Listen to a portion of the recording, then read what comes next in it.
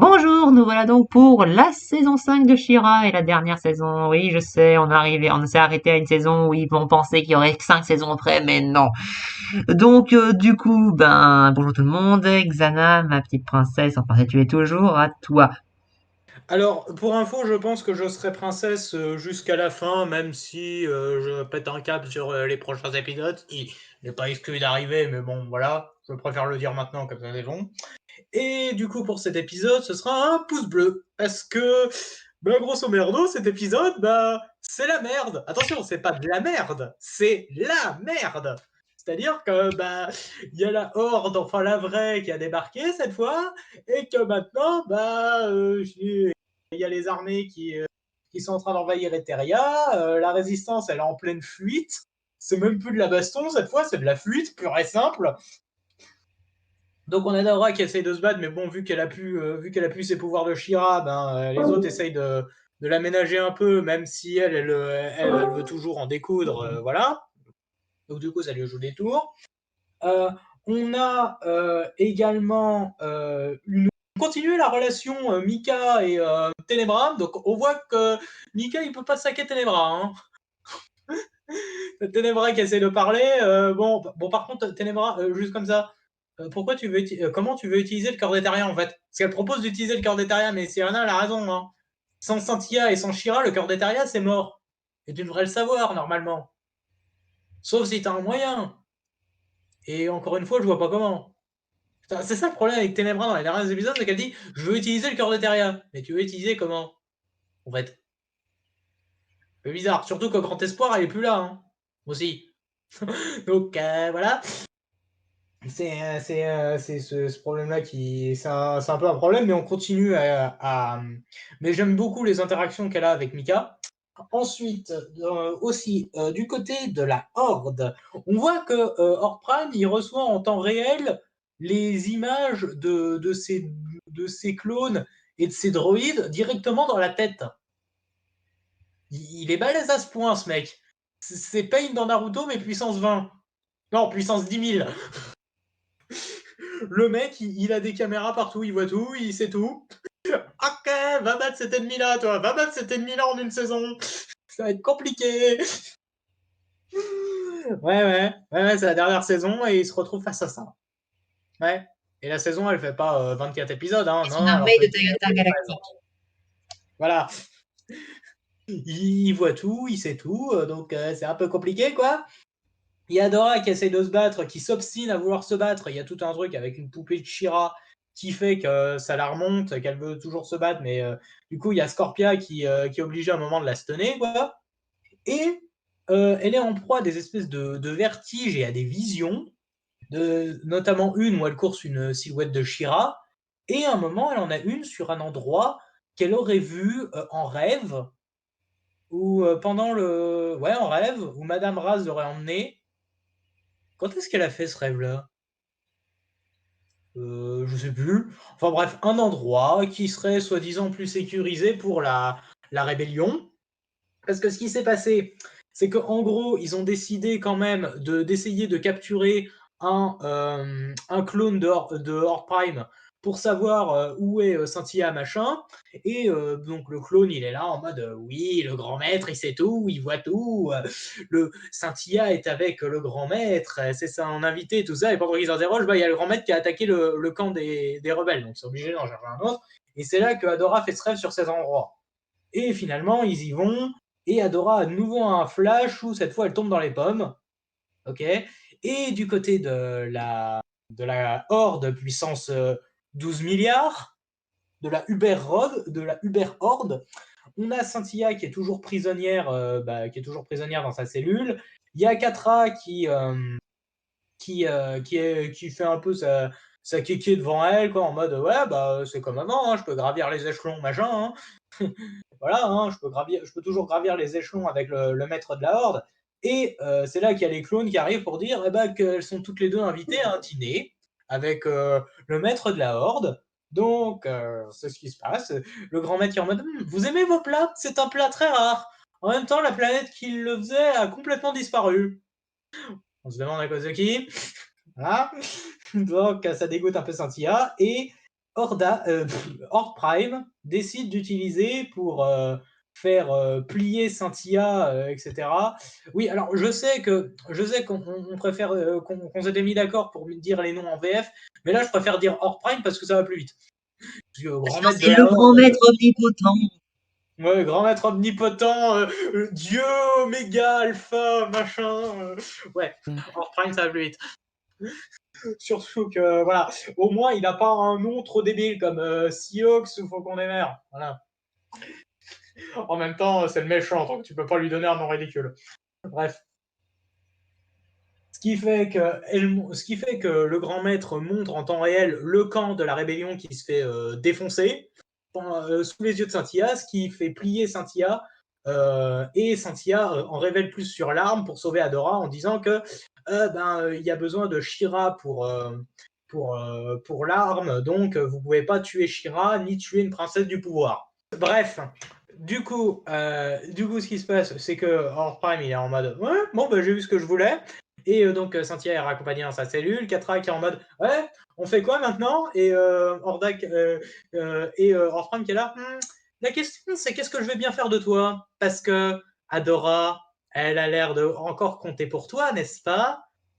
Qui est un peu bizarre, vu tout ce qu'elle a fait pour faire chier Adora, vu tout ce qu'elle a fait pour tout détruire tout ce que voulait faire Adora, juste pour gagner contre elle. Juste pour la détruire, tout simplement.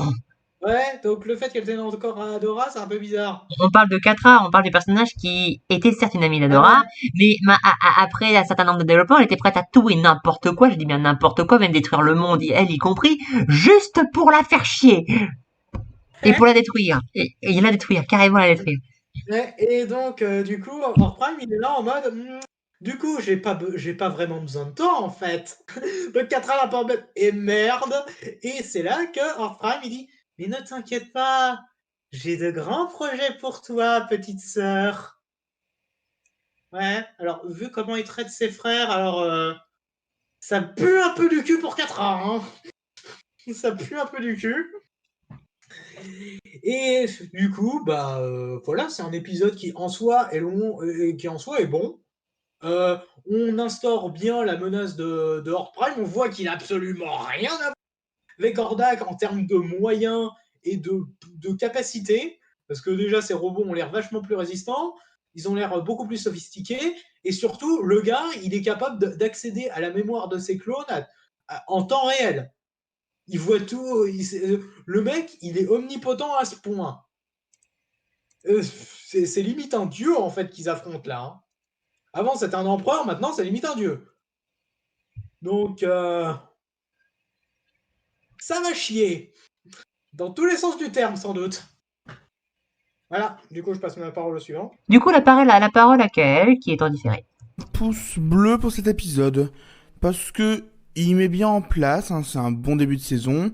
Euh, J'aime bien les différentes remarques qu'on a, les différentes réactions. Enfin, genre la remarque de Jasmine sur les prisonniers, oui, c'est drôle et c'est logique aussi. La réaction de Ténébra, je te sauve, tu peux dire de rien quand même, c'est drôle. J'adore un peu l'ambiance d'équipe entre Fougra et Scorpia. Non, il y a plein de bonnes choses. Après, il y a deux petits trucs chipotage.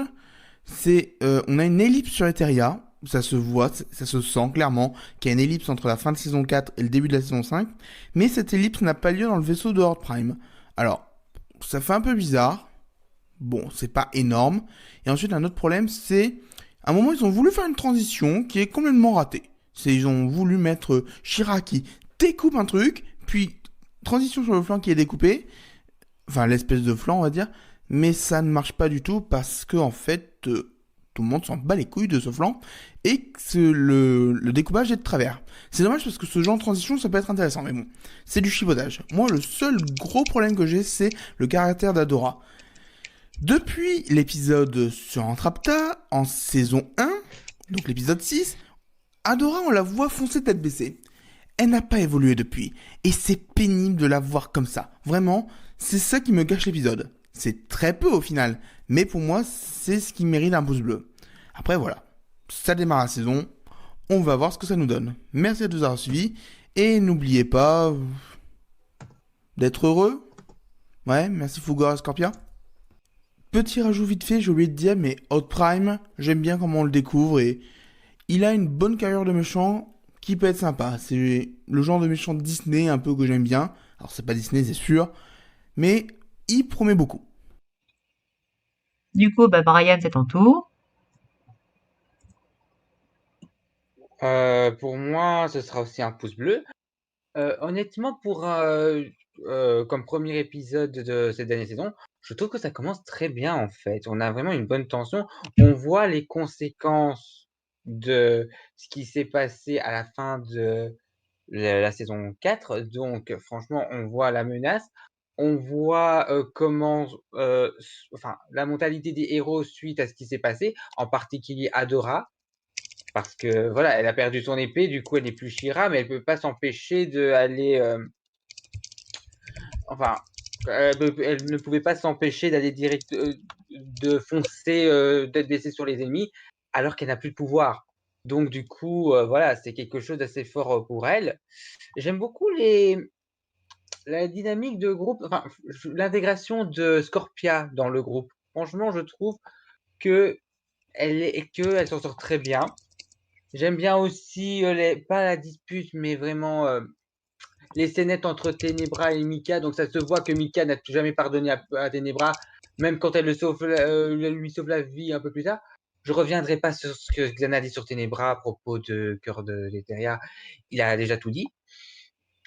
Du coup, moi j'aime franchement tout ce qui se passe entre eux, ça passe très bien, ça passe nickel. Même à la fin, je reviens sur un truc que Xana a dit. Euh, il avait dit qu'il ne comprenait pas l'endroit que Adora a rêvé. Je me pose la question si ce n'est pas l'endroit dans lequel Adora a retrouvé Raz dans dans l'univers alternatif dans la saison 3. Je suis pas sûr, mais j'ai l'impression que c'est ça. Je sais pas ce que Ah, vous en pensez, mais moi j'ai l'impression que c'est ça. Dit.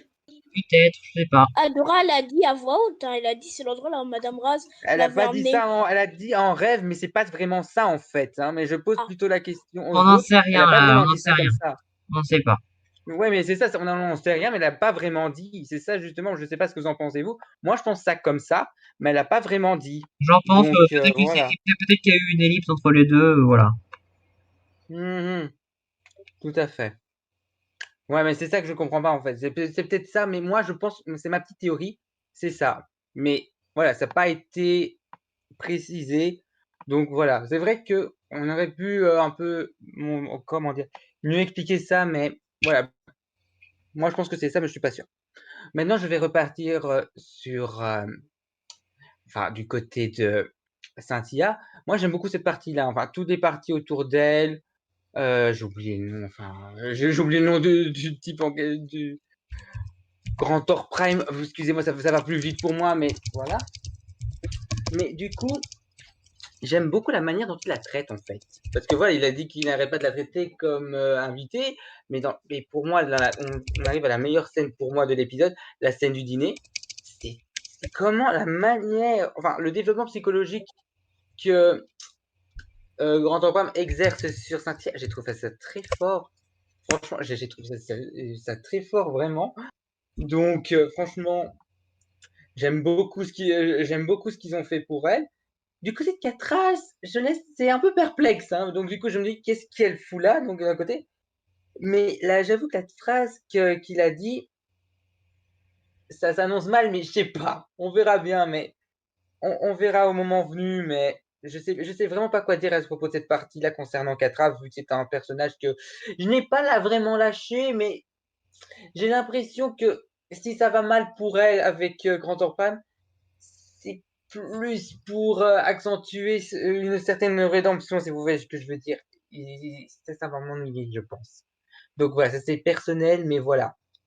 Du coup, pour moi, je pense que comme premier épisode, ça s'annonce très bien. Donc voilà. Je pense que on va passer la parole au suivant. La parole à Grégoire. Je mets un pouce bleu. Alors, je trouve que c'est un bon début de saison. On pose bien le contexte, la résistance contre l'Empire galactique, bref. Adora est un peu tête brûlée, mais je trouve pas ça illogique.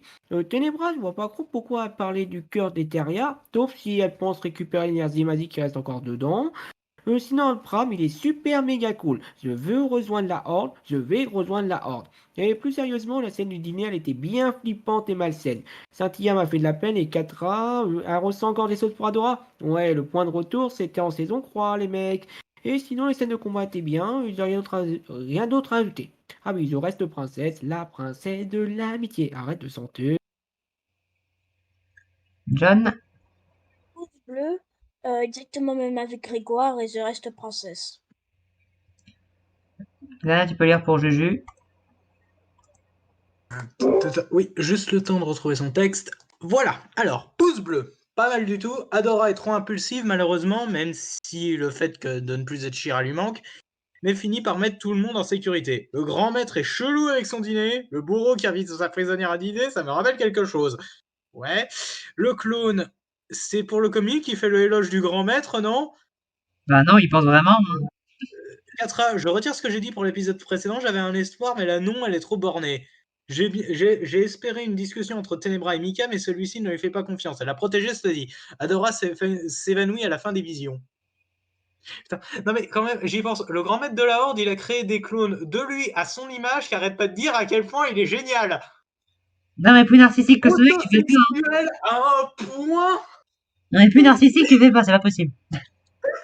Il est autosexuel à un point, ce mec, c'est Autocentré. Il est autocentré à un point. Je crois même que c'est un des maîtres du monde les plus autocentrés que j'ai jamais vu dans la fiction, quoi. Bah, pas compliqué. En plus, c'est même pas son image, c'est son image un peu différente. Chronos, c'est à toi. Alors, je vais mettre du coup un pouce bleu pour cet épisode. Je l'ai beaucoup aimé. C'est un épisode qui est très efficace, qui met bien en place les enjeux, avec d'un côté l'Alliance rebelle qui se prépare contre l'Empire. Tiens, ça me rappelle quelque chose, ça.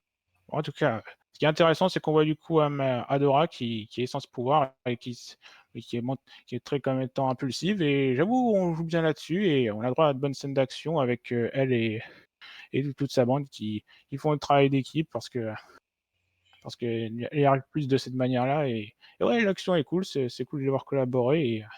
Et la deuxième partie est très bonne aussi, avec Horde Prime qui lui est surpuissant et on voit clairement qu'il est menaçant, il est humble, il a du charisme, et il fait bien le taf vraiment, et il est perturbant à certains moments. Je trouve que pour l'instant c'est un bon méchant. Je suis assez impatient de voir ce qu'ils vont faire de lui par la suite. Et donc, dans l'ensemble, je vais pas avoir grand-chose à dire. Il n'était pas génialissime, mais ça fait quand même bien le taf. Du coup, je vais mettre un pouce bleu. Alors, j'ai cru entendre Chronos dire que Horde Prime était humble. Ce mec est juste le contraire de humble. Au revoir. Volcano, c'est à toi. Bah oui, mais c'est pas être humble, ça. Bah, c'est aussi un pouce bleu.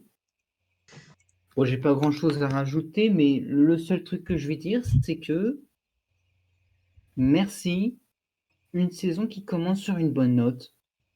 Maintenant, il y a intérêt, et j'ai bien il y a intérêt que la suite soit du même niveau.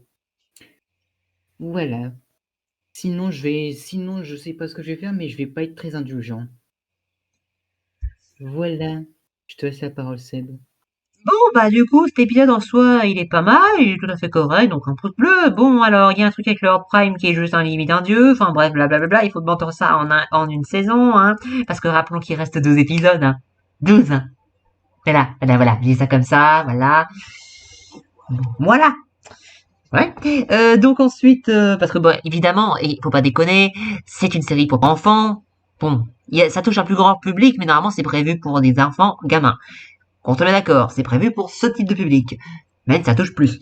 Bon, donc l'univers sera pas éradiqué par le cœur d'Eteria, c'est improbable vu le public visé. L'univers Horde Prime ne gagnera pas vu le public visé. Et ils ont aucune chance. Donc, on verra ce que ça va donner. Donc, bref. Bon, on a Catra et on a Scintilla qui donnent des informations qu'ils n'ont pas.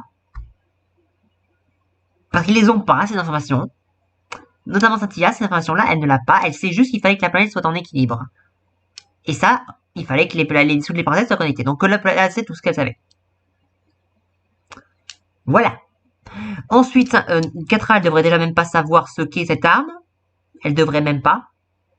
Comme j'ai dit dans le dernier épisode de la saison 4. Etc. Donc, le problème de ça, c'est qu'on fait dire des choses aux personnages qui ne savent pas.